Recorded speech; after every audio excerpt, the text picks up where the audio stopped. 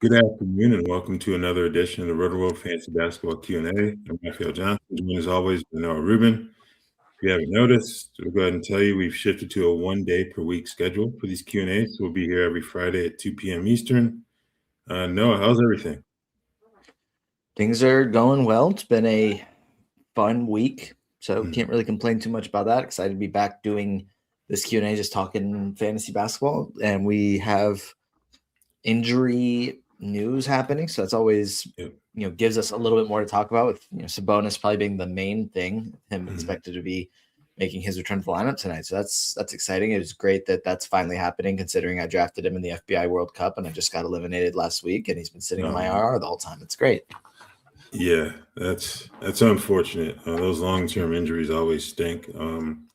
Short-term, Kawhi Leonard's out tonight. The ankle that he was on a minutes restriction for the last two games, I think, not going to play tonight in Toronto. So Kobe Sanders time, I guess. We'll see what happens there. I think the landscapers probably disagree with that, but whatever. But that in mind, Tari Eason, he's questionable now, so he could be back this weekend. That'll be good. As soon as tonight, possibly, they play. So, Yeah, got a lot to look forward to, and got a lot of questions in the queue, so we're just going to get started right away. Oshkosh, welcome back. Locked in. Good luck for your national team debut with Denmark, first and foremost. That's pretty damn cool. Yeah. So, just drop that in there. Yeah. So the question, do you think I should trade for Trae Young? Personally, I wouldn't, because I give up more than in point guard, but he wants Josh Giddey. What is your take? Obviously the Wizards may not play him much, if at all. Then Giddey is expected back in 1 week. See a lot of value in Giddey in points leagues. Should I get an offer with Okongwu and I don't know if that's Miles or Mikal Bridges, but one of those two for Josh Giddey, but he got an offer for that. I think we'll start with the first part, whether or not you should trade for Trae Young, and we're going to let you start with that one, Noah, the former Hawk. Yeah,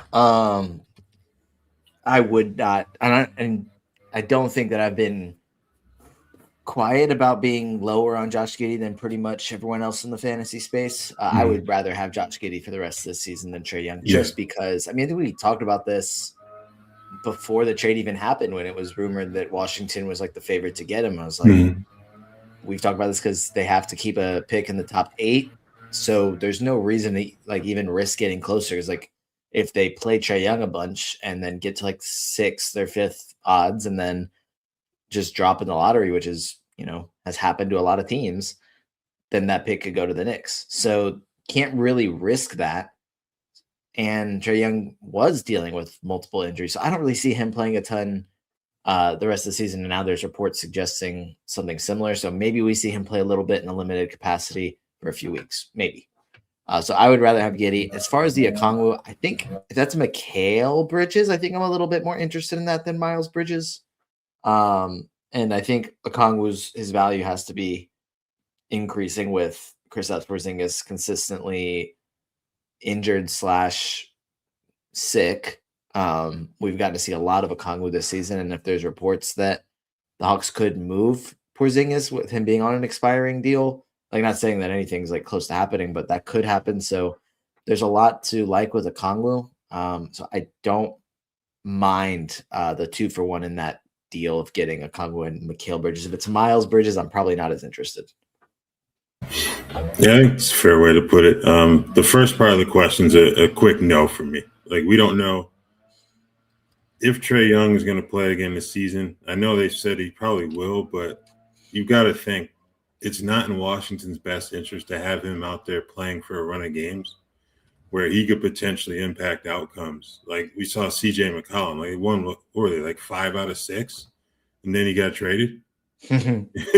So, like, you don't want to say that they're throwing games, because they clearly aren't, but it's not in their best interest to try to win games, which pretty bad part of the lottery system, if you ask me, but it is what it is. The other part, I would consider, I would consider if it were Mikal Bridges, just because of the availability, and he can get you a pretty good number pretty good stat line across the board. I know the defensive stats have been down a bit recently, but I think overall, you get Okongwu and Mikal Bridges for Josh Giddey. That's something to consider.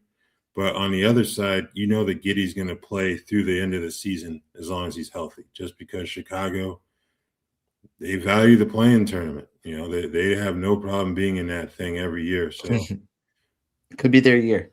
Yeah, exactly. You know, that'd be the only reason why I'd consider it, but consider holding on to Giddey in that situation. So I think that one's a bit of a toss-up, but I would not be looking to acquire Trae Young under any circumstances. All right, Byron, howdy to you as well. 10-team 9-cat head-to-head. Should I pick up Tobias Harris and drop either Julian Champagnie or Najee Marshall? Not really interested in dropping Najee Marshall, just because, like, he has been really good with Cooper Flagg and PJ Washington out. I think PJ will be back for their next game, and Flagg could be, but even before then, he was starting. So I'm like, I think the last time that all three played, he still started. So I'm not really interested in dropping Najee Marshall. I know Tobias Harris just had a 5-steal game. I get it. He ain't doing that every night. No. But if you're looking at, I believe it's Justin is on the no, it's Julian on the Spurs. Julian. I'll never get that right. He has been starting. He's honestly, I think I'd rather just stick with Champagnie and Najee than Tobias Harris. I get it. He's starting. He's a very solid NBA player. He's just not a great high upside option for fantasy. If you're just looking for the most consistently mid production, then that's fair. I would rather have the other two. Yeah, Champagnie's got 3 double-doubles in his last 4 games, and he's hit multiple threes in 4 straight. I would rather hold on to him.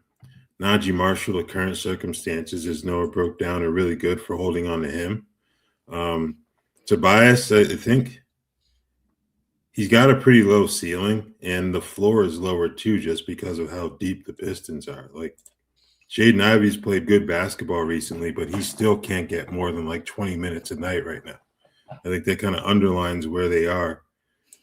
Now with Harris back, Jalen Duren, Isaiah Stewart, Cade Cunningham, I don't think that Tobias is worth, picking up. I don't think he's going to give you enough, especially in a 10-team league. So I would leave him alone. All right, his second question is Cedric Howard worth stashing now? And we got weeks 21 through 23 of his league of the playoffs. He got 4-4-4 for Memphis.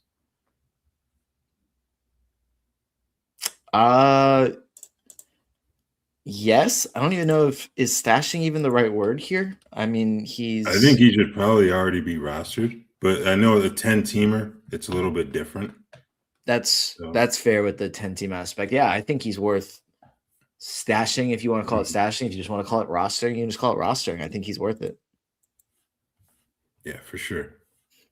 Who knows how that situation with John Morant's going to end up, but it's quite clear they need to do something, but you can't just give them away for like pennies on the dollar, So either way, Coward's been starting. He's going to play plenty. I think even especially with that playoff schedule, will be a good idea to pick him up. I think I would just wonder who you would potentially be dropping.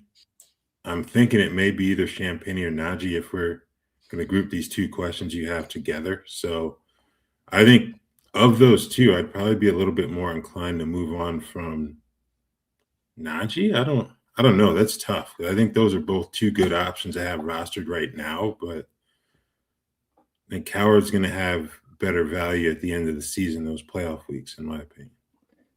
Yeah, for sure. I'd prioritize Coward over Champagnie or Najee, and I think I would rather have Najee than Champagnie. Mm-hmm. Yeah, I feel pretty good about that. Less confident that as I do with having Cedric Howard over all of those guys. Yeah. All right, James, welcome back. Who would you rather have for the second half? Jalen Tyson, Malik Monk, Justin Champagnie, Ty Jerome, Max Christie, or Ace Bailey? And he's got 2 bench spots.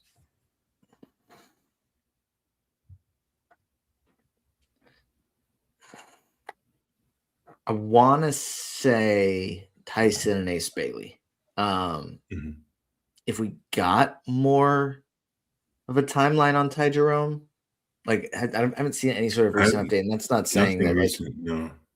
it could be something where it's like whenever, I forgot exactly when he's supposed to be close to returning it, they just randomly like, yep, questionable. Okay, he's playing.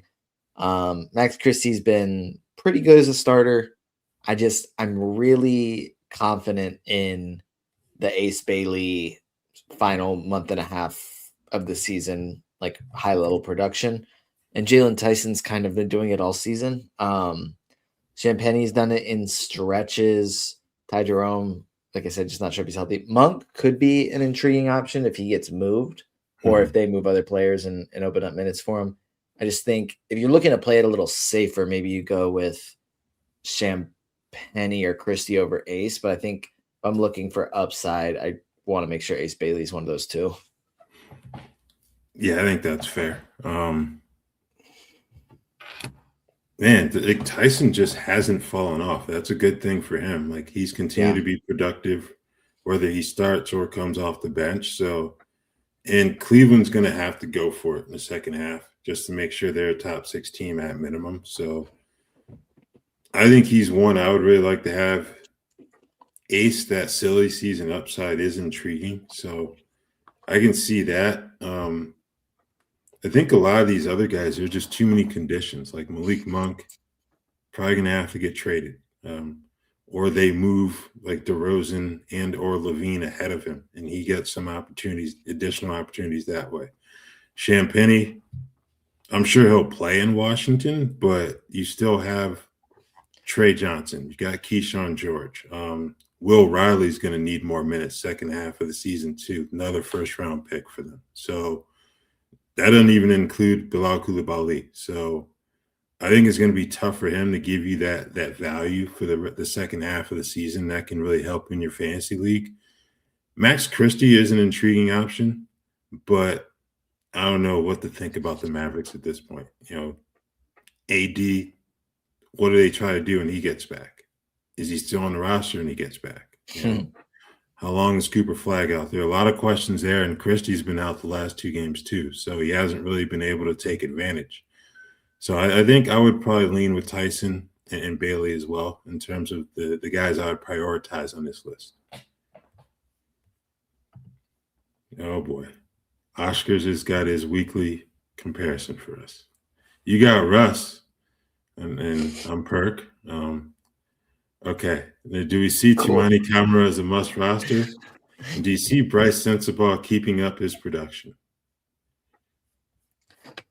I think the Sensabaugh question I'm going to answer first. And do I see him keeping up? No, I feel like he does this every year where sometime in the middle of the season, he has like this few game stretch of just incredible scoring. And it's like, okay, this is why like he was a first round pick. It's because of the shooting and scoring. And then it like really quiets down.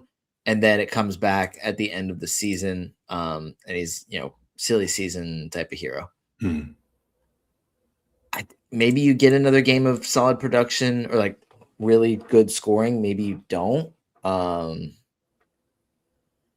So yeah, I wouldn't be relying on him as a consistent option for the rest of the season. I think silly season, once again, you can have a lot of value there. I'm just not banking on 35 points per game over the last 2 games. Don't think that kind of is maintained over the next 2 weeks. Yeah, 35 per game over his last 2. I don't think that's going to happen. I think my concern with Sensabaugh is that he'll play so well during this current stretch that they'll give even more time to guys like Cody Williams and Taylor Hendricks later, just because I wouldn't say we don't know as much about those guys, but they really haven't been as productive as Brice. So that could be used as a reason to taper his minutes down later in the season. But he's got the hot hand. You might as well roll with him. I think it's encouraging that he's been doing this off the bench instead of starting. So I don't know. In terms of Camara, I don't know if he's a must roster just because, Drew Holiday, even though he's still in the minutes restriction, he's back in the starting lineup. Eventually, Jeremy Grant's probably going to be back in there as well. So I don't know if he's a must roster. I think he can give you some good production in areas, especially defensively, but I don't know if I view him as a must roster player at this point. Yeah, I think I agree with that. Mm. All right, and also he's grown tired of Bam. But would you trade him for Amen Thompson or Trae Young? I think Amen, yes. Trae, no. Amen started off a little rough in comparison to where we were drafting him, but lately it's been much better. Yeah. Some really big scoring nights, the rebounds, the assists, steals.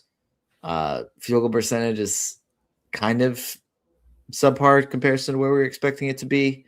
The free throws, some games they're really, really good, which is impressive. Hopefully that leads to a jump shot somewhat developing eventually. But right now he's got his weaknesses, but I feel much more confident in Amen Thompson than Bam Adebayo the rest of the season. But Trae, like we talked about earlier, who knows how much he's going to play.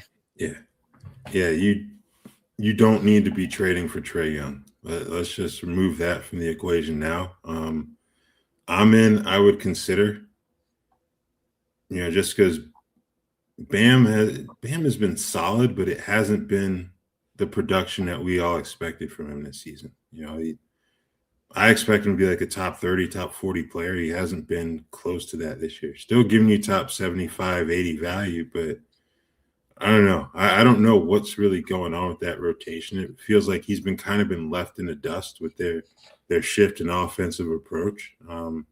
So, yeah, I think I would consider, probably even do it, but definitely no on Trae Young. Like, it's unfortunate for people who drafted him early, but I don't think you're going to get much value from Trae Young the rest of the season, unfortunately.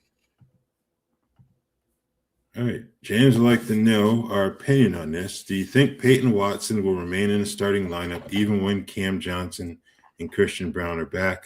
The latter is back, but, kind of on a minutes restriction. He missed some time recently too. So I think that's a very intriguing question. Yeah. Like you said, like Christian Braun is actually, I think he came back and then he missed a Yeah. game or two, and then So I don't know like what's up with that, because it wasn't like or I thought it was like a back-to-back thing, but he's missed their last three. Yeah. Okay. It didn't look good before that. Yeah. But I guess this question is for the hypothetical of when everyone is back and healthy. It's interesting because I don't necessarily think that they would bench Cam Johnson. I know that he struggled at first and has kind of started to figure it out before he got hurt. But I think with like a more veteran player, you don't necessarily do that. Yeah. There's definitely a scenario, especially with how like poorly Christian Braun has played this year to start the year, and then a couple games since then where he's probably still not 100%. It's whatever. I could see Peyton Watson starting over Christian Braun.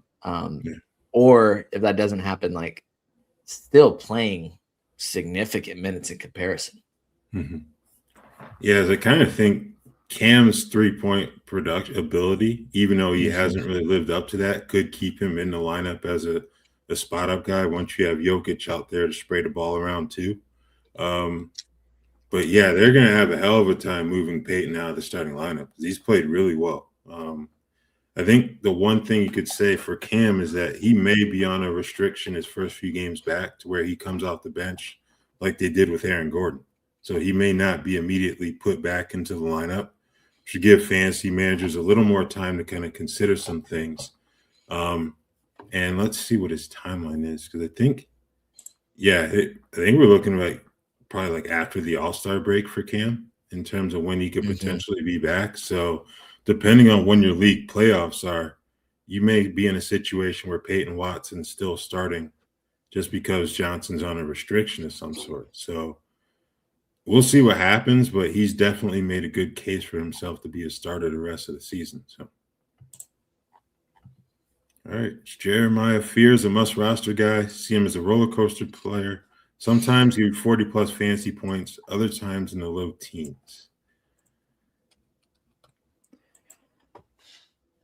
I still consider him must roster, but I think must roster for a rookie point guard. That is, I think he's 19 now. Yeah, started the season at 18. Like, this is exactly what it's going to be. there's going to be some really good games, and then he's going to follow it up with some really bad games. And that's just the trials of a 19-year-old trying to play point guard in the NBA, especially on a team that is winning or I guess losing as much as the Pelicans are. But yeah, I would consider a must roster, but I get the idea that someone may not want to roster him and just deal with that headache. Yeah, I get the anxiety, so to speak. So I think if anything, if you're holding on to him, you're kind of hoping for a Jordan Poole trade for the deadline. I'm surprised we haven't seen a DeJounte Murray question yet, but we still don't know. I should not have said anything about that, but we still don't know when he'll be back on the floor.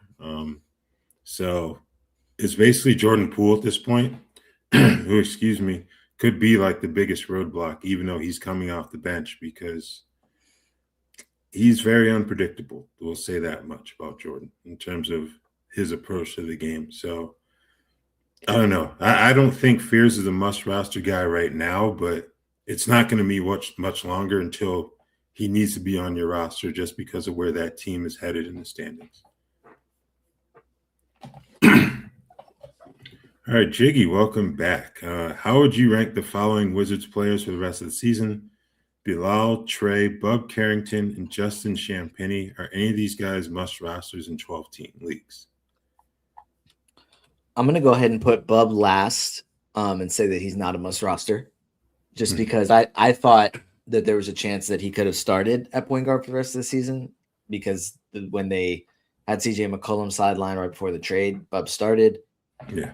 But he hasn't started since. So he's playing big minutes off the bench. I'm sure he'll get a chance to start at some point. But I probably would prioritize Trae Johnson, then Bilal, like them two up top, then Champagnie, and then Bub. Definitely Bilal and Trae up top. And you could make an argument of what categories you need, but I think I would lean Trae. Yeah, I'm in the same boat. I think he offers the highest offensive upside of these guys, and that's why I would rank him first. I don't know if any of these guys are like must roster 12-team guys right now, but they're definitely worth adding to your watch list, just to keep an eye on that rotation for a bit, see how those minutes play out. I think Bilal has been out recently, if I'm not mistaken, but he's out tonight. For sure. Yeah, he played against the Clippers and got hurt.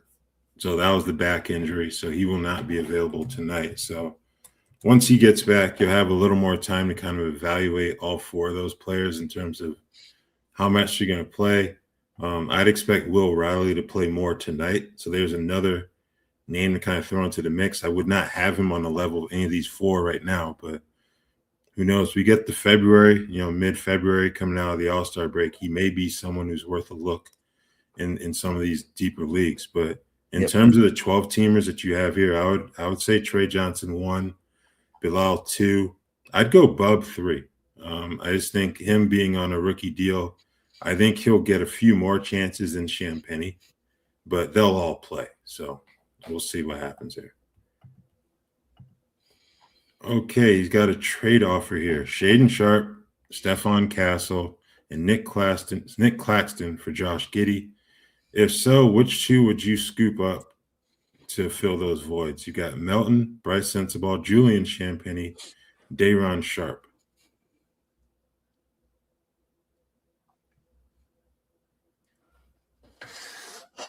I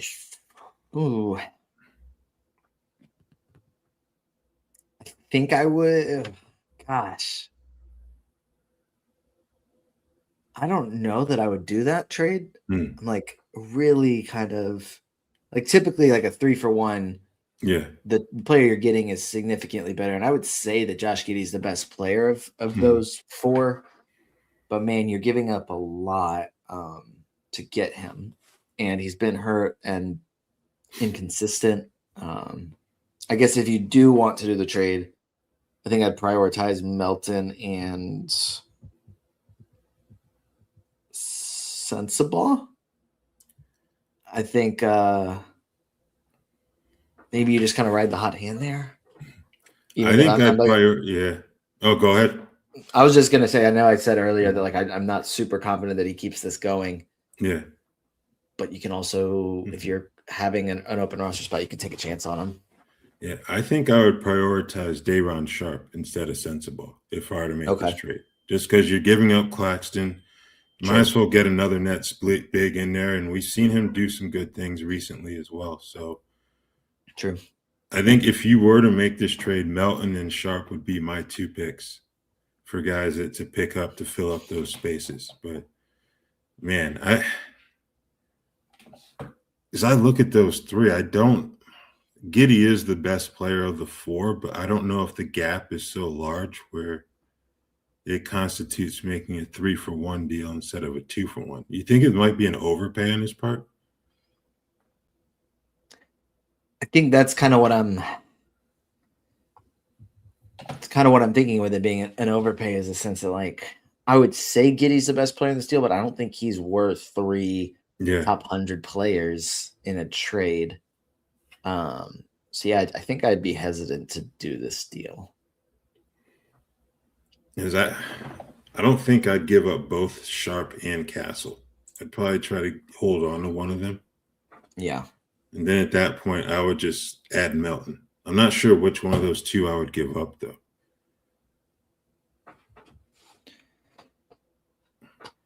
I think Sharpe. Depends on, we'll say categories. Like, do you need like points and threes from Shaedon Sharpe? Do you need more of the assists from Stephon Castle? Mm-hmm. I think that could be the qualifier there. Yeah, that's a good point. All right, Isaac, good afternoon to you. And silly season already in Utah. Picked up Filipowski with the Nurkic business going on. Too soon or time to ride?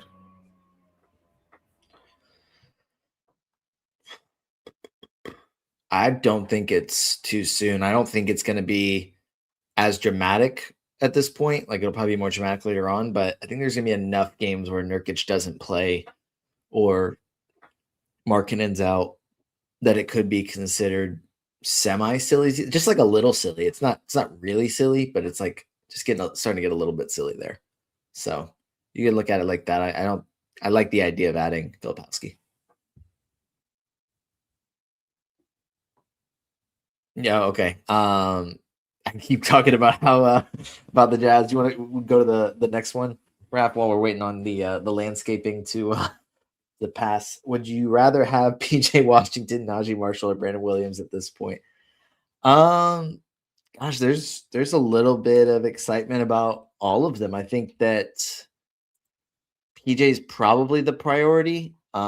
Brandon Williams is a really good scoring option, but doesn't do too much else consistently. So I'd probably have him last, with Najee Marshall second. And I really like what Najee Marshall produces when he gets the chance to start.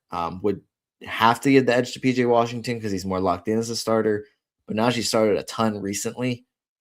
Should be in that role pretty consistently for the rest of the season. So I think it'd be like PJ Washington, then Najee Marshall, and then probably a nice drop off to get to Brandon Williams. But he's probably a little bit more valuable in points leagues as well.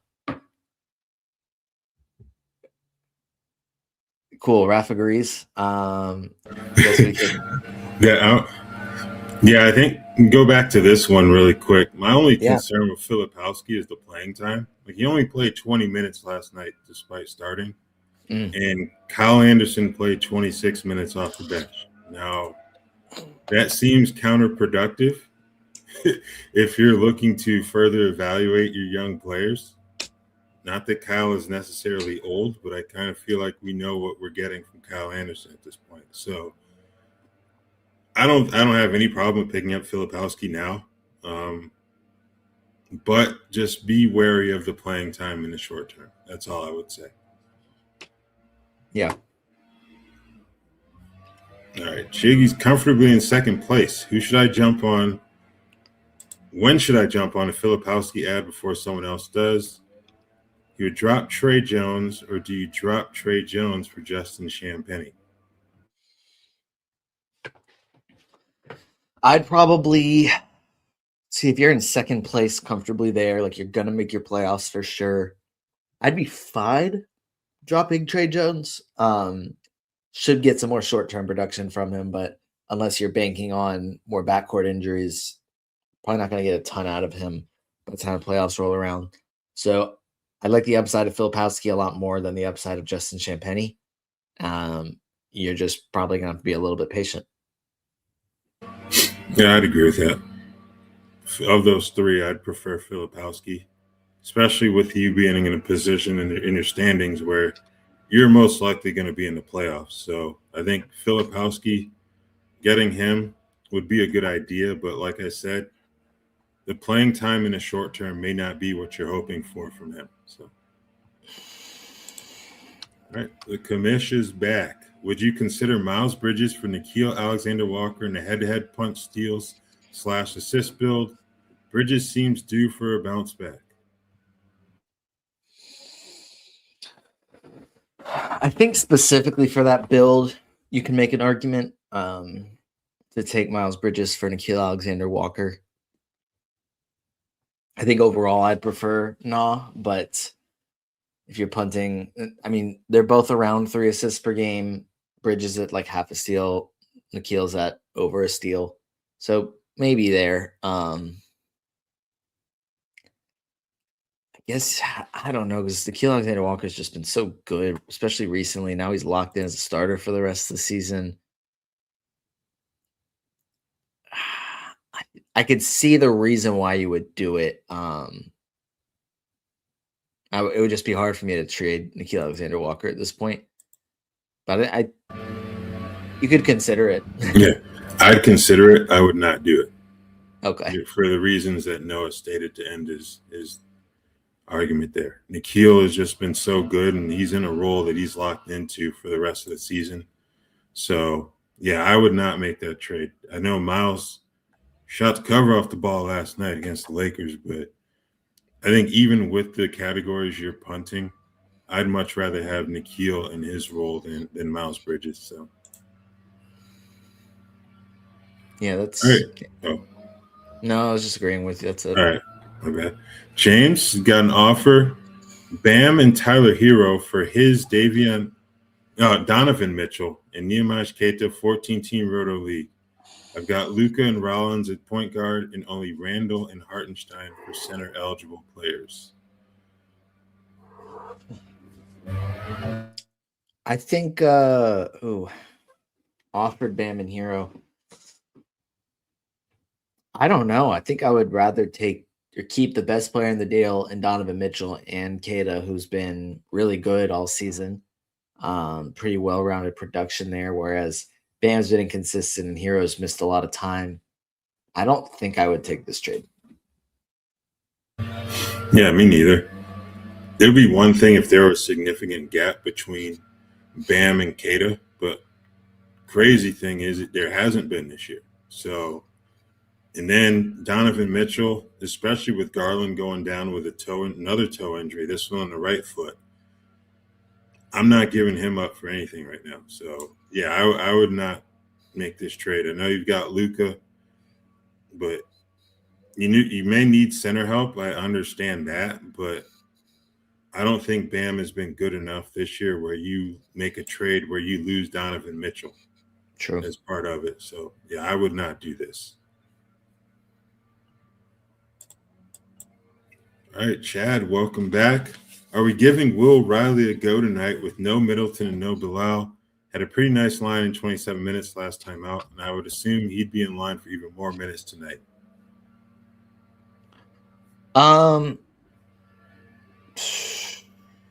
So he had 12 points, 2 boards, an assist, a steal, and a 3.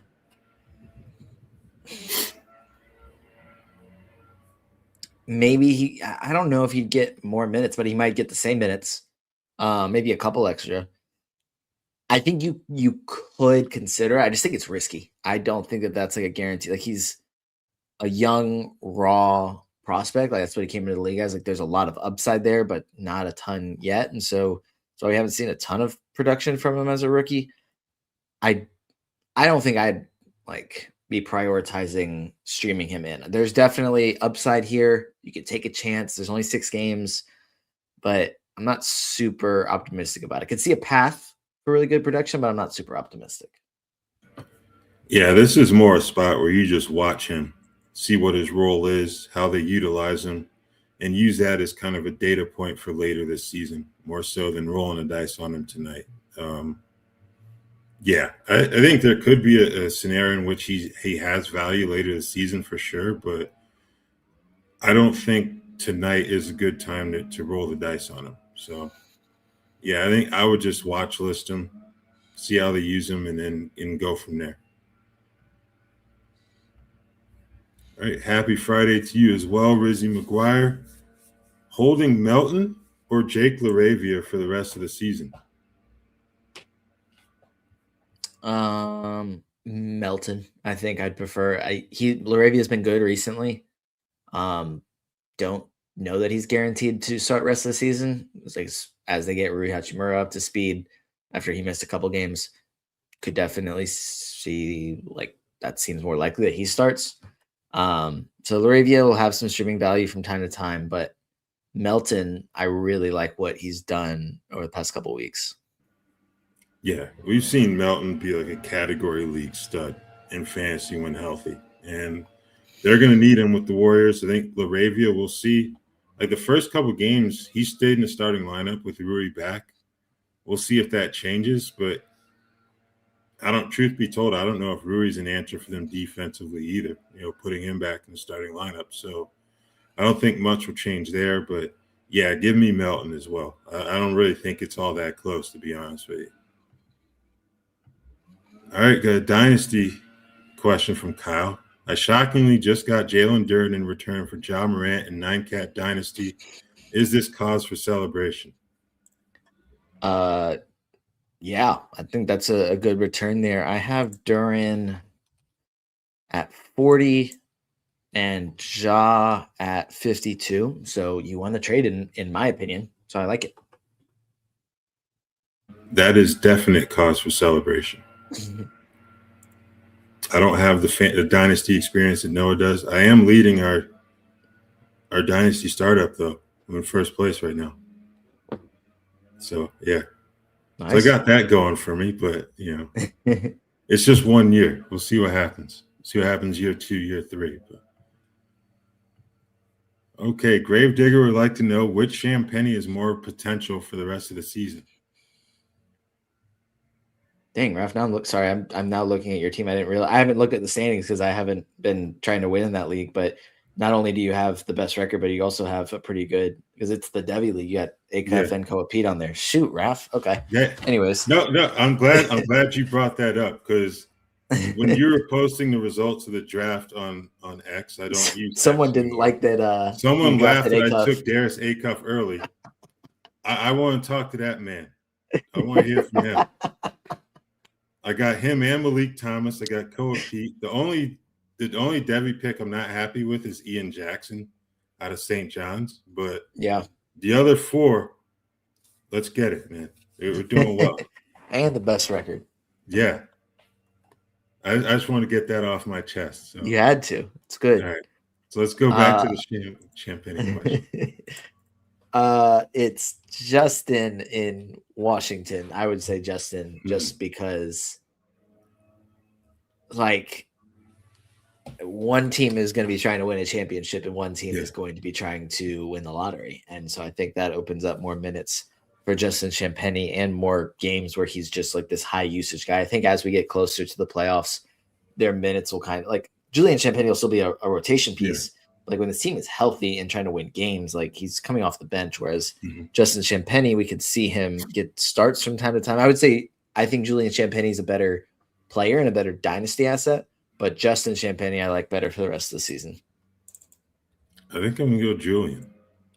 Maybe I'm still a bit scarred from what he did against the Knicks on New Year's night, but I think he's still going to be a role for him once they get healthy, get Devin Vassell back in there. Justin's obviously going to have a role as well, but I'm just a bit concerned with all the young wings that they have that they're going to be evaluating that he may fall by the wayside a bit. in terms of how much he plays. Like he'll be in a rotation, but I think I would lean Julian, even if the playing time decreases, but it is pretty close. You know, they both carved out pretty good roles for themselves in their respective spots. So give them credit for that for sure. Mm-hmm. All right, back to Utah. What are our thoughts on Brice Sensabaugh for the rest of the season? Touched on that a bit earlier, but we can expand a bit. Yeah, I think we probably don't see him keep scoring 30-plus points per game. Could have some games from time to time, but I'm not expecting too much consistently until like the final month or final 3 weeks of the season, in which case we'll probably see him feast on some 10-day players and some two-way guys and just backups in general because he is a super high-level scorer. But I'm not expecting it too much consistently over the next 2 months or so. Yeah, he won't score at the level he has the last 2 games, but you'll still get good value out of him the rest of the season, I think, as long as he's healthy. So, yeah, I think Brice Sensabaugh, if you have the room on your roster, you know, deeper league, good time to probably pick him up, even with him potentially cooling down. But I think he's in a good spot there too. So, all right, Chad, are we back on the Jeremy Grant train? He might just possibly be the focal point of the offense for a little bit.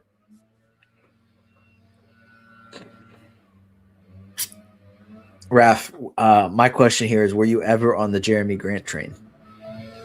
When he was in Denver, that was probably the last time. Okay. I think the move from there to Detroit put him in a position where he probably shouldn't have been in terms of being like a focal point offensively.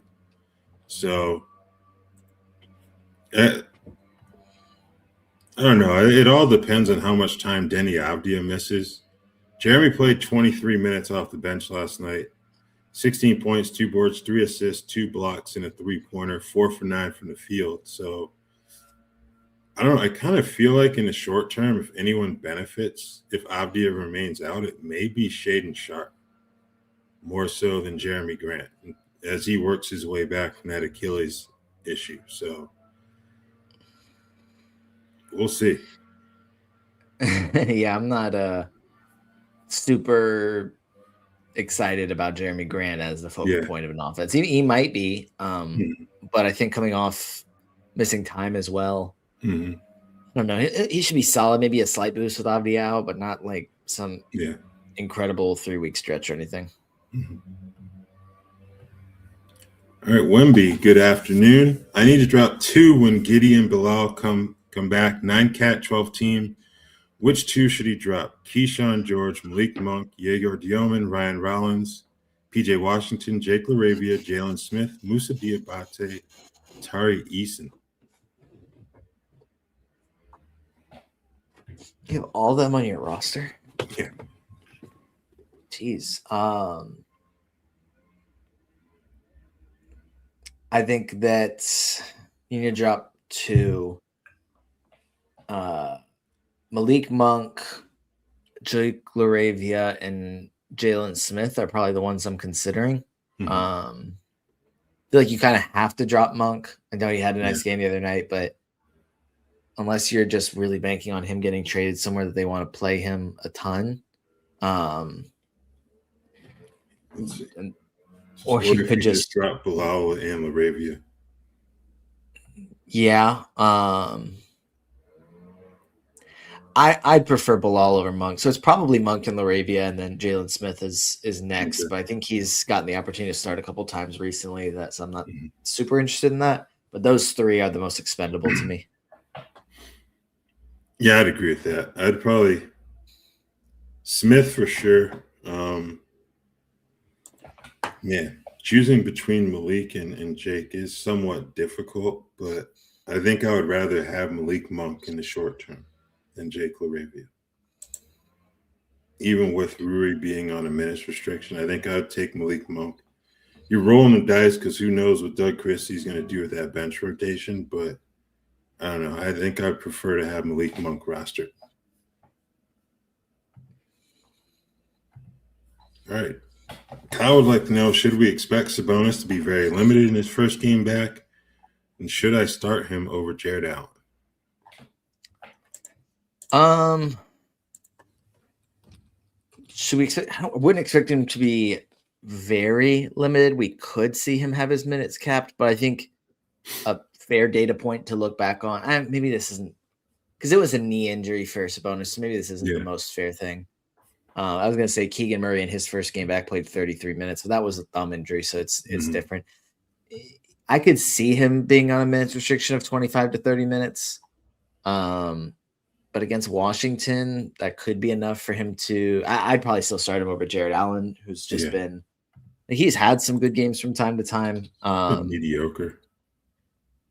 Yeah, I'd rather start Sabonis, even if he is limited to 25 or 30 minutes, because Jared Allen's only playing 26.4 minutes per game this season, so it's not super different.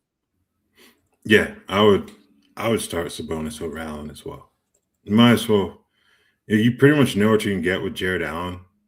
You know what you can get from both players when they're available. But even on a restriction, I think Sabonis is going to give you more, especially rebounding wise. Rebounding, some assists. The 3-pointer.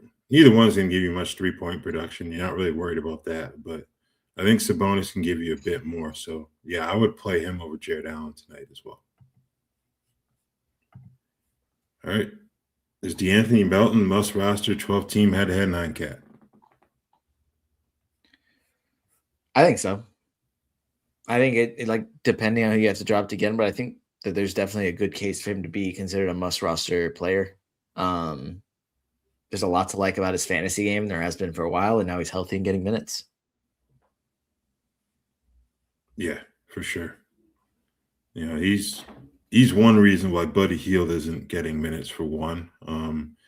We'll see what they get in return for Kuminga if they're able to move him. If it's someone that can play rotation minutes and give them production immediately. Either way, Melton's going to figure prominently in that bench rotation. I don't think he's going to be the one who loses out on opportunities if they were to make a move and trade Kuminga before the deadline. So, yeah, I think he's a must roster as well, just because of what he can give you across the board. And he's been putting up some good point totals recently too. So, all right, if the Rockets bring in a point guard, how does that affect Amen Thompson, 12-team 9-cat head-to-head?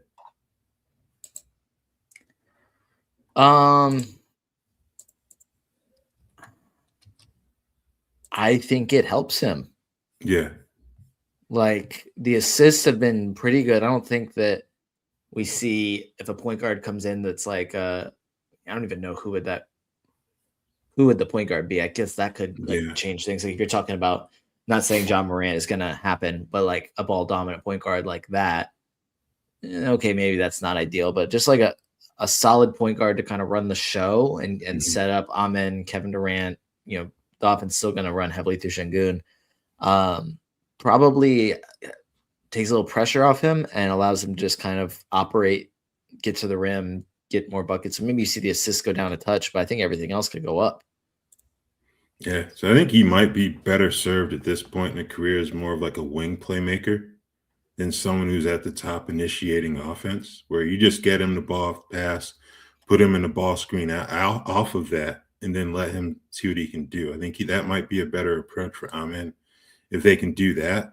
That type of point guard you're pairing him with isn't going to be like a prolific, has to have the ball in his hands making plays every time down type of point guard. So I think it could help.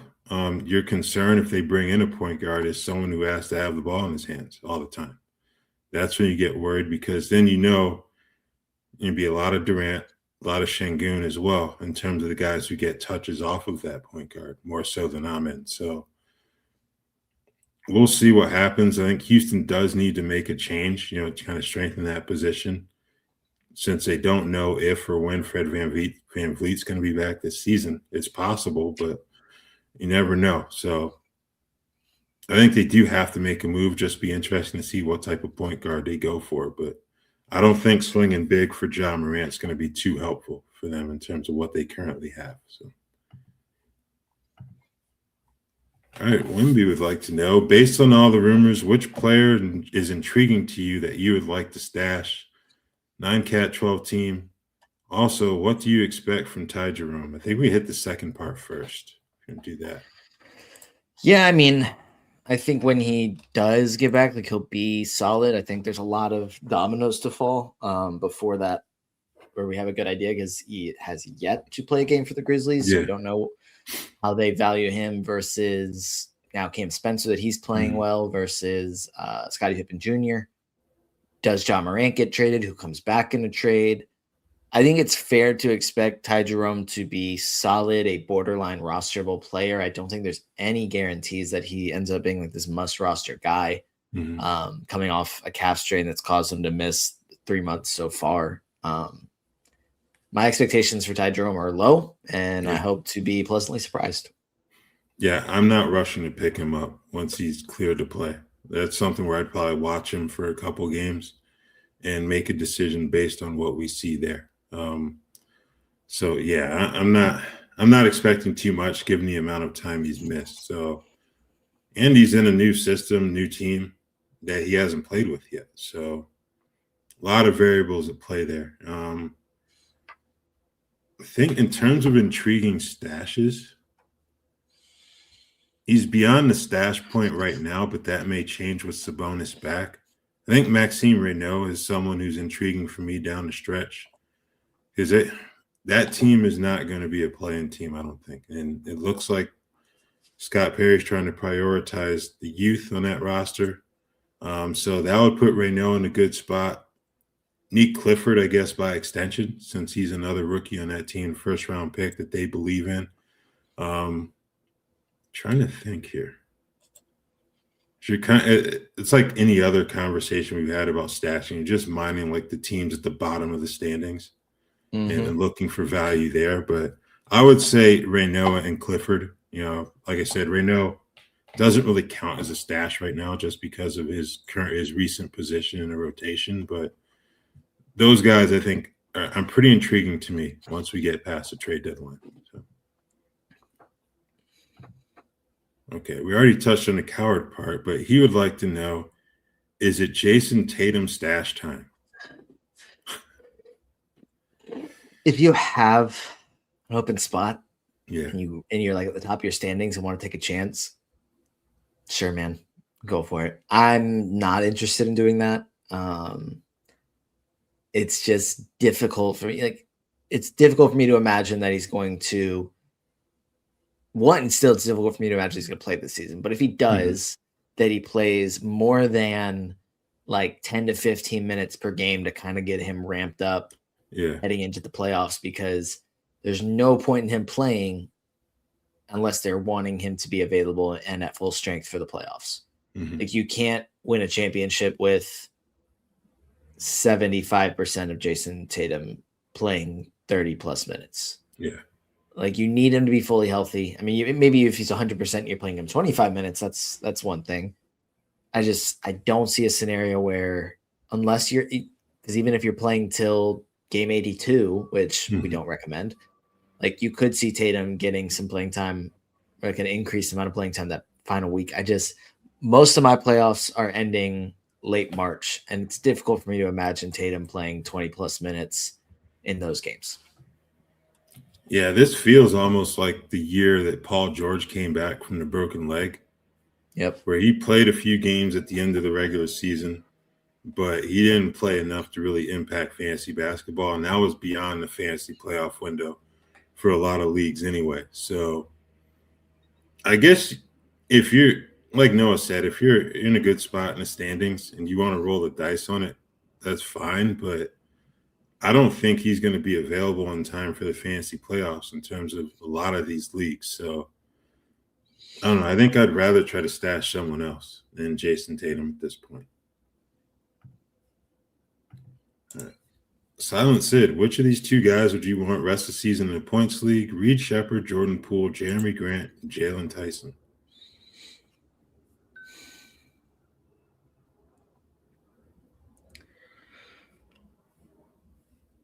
I'm going to say no to Poole just because of the inconsistencies. I feel like it's Jeremy Grant and Reed Shepherd to me.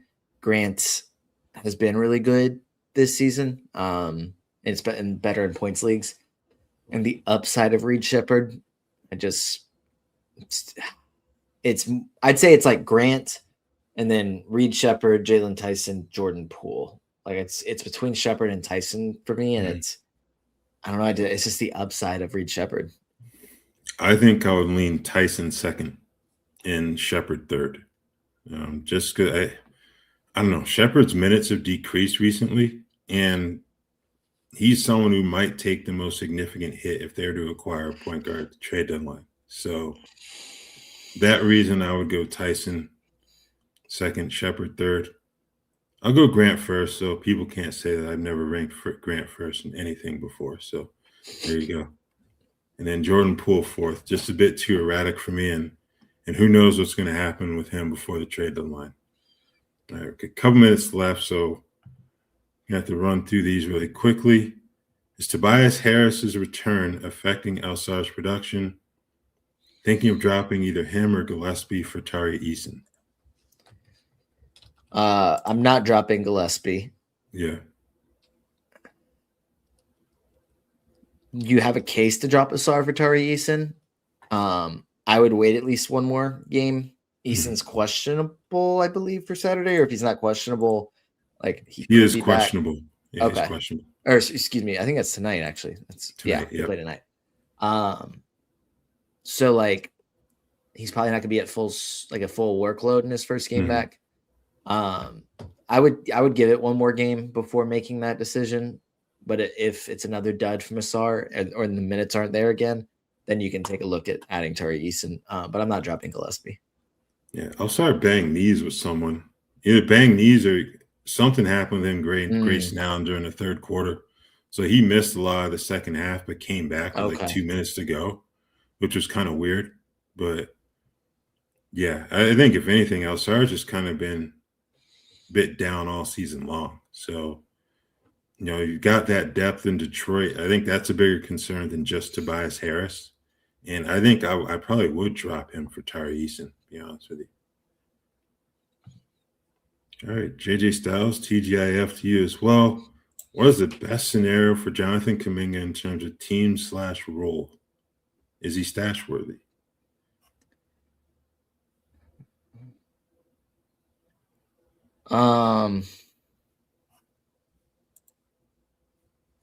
What's the best case scenario? I don't know.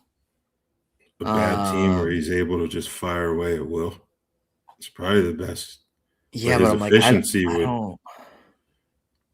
I'm not a believer in him this season. Yeah, exactly.